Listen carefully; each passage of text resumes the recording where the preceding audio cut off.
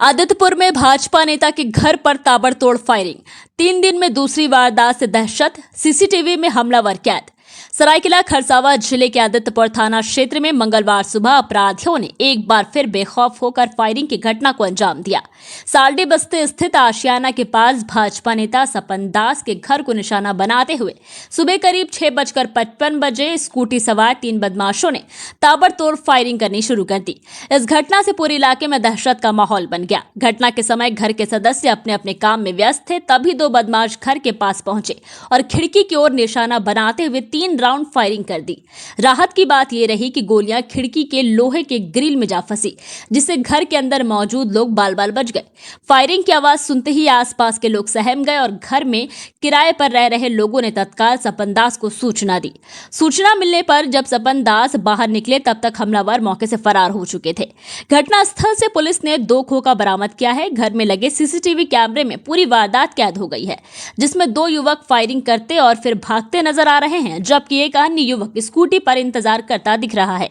स्थानीय लोगों के अनुसार सीसीटीवी फुटेज के आधार पर मुख्य हमलावर की पहचान राजू उर्फ टकला और उसके सहयोगी चंदन के रूप में की जा रही है। बताया जा रहा है कि सभी आरोपी स्थानीय ही हैं। वारदात के दौरान अपराधी गाली गलौज करते हुए फिल्मी अंदाज में भाग निकले, जिससे लोगों में और ज्यादा भय व्याप्त हो गया। घटना की सूचना मिलते ही आदित्यपुर थाना की पुलिस मौके पर पहुंची और जांच शुरू कर दी। पुलिस आसपास के क्षेत्रों में लगे सीसीटीवी फुटेज खंगाल रही है और आरोपियों की गिरफ्तारी के लिए छापेमारी की जा रही है। हालांकि फायरिंग के पीछे का कारण अभी तक स्पष्ट नहीं हो पाया है। पुलिस आपसी रंजिश और वर्चस्व की लड़ाई के एंगल से भी जांच कर रही है। इस घटना के बाद स्थानीय लोगों में पुलिस प्रशासन के खिलाफ काफी आक्रोश देखने को मिला। लोगों का आरोप है कि सूचना देने के बावजूद मौके पर केवल टाइगर मोबाइल के जवान पहुंचे, जिससे सुरक्षा व्यवस्था पर सवाल खड़े हो रहे हैं। आज सुबह लगभग 7:55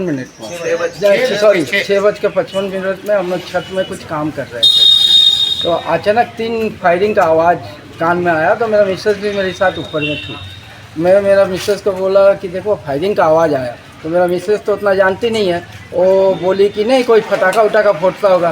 तो हम छत में दौड़ के कोना में आए, तो 3 लड़का एक स्कूटी में बैठा हुआ था और 2 लड़का दौड़ के गया वहाँ से गाली गलौज करते हुए गाड़ी में बैठा और वहाँ से निकला। फिर हम लोग जानते नहीं, अपना छत में काम कर रहे, नीचे बहुत भीड़ लगी हुई थी।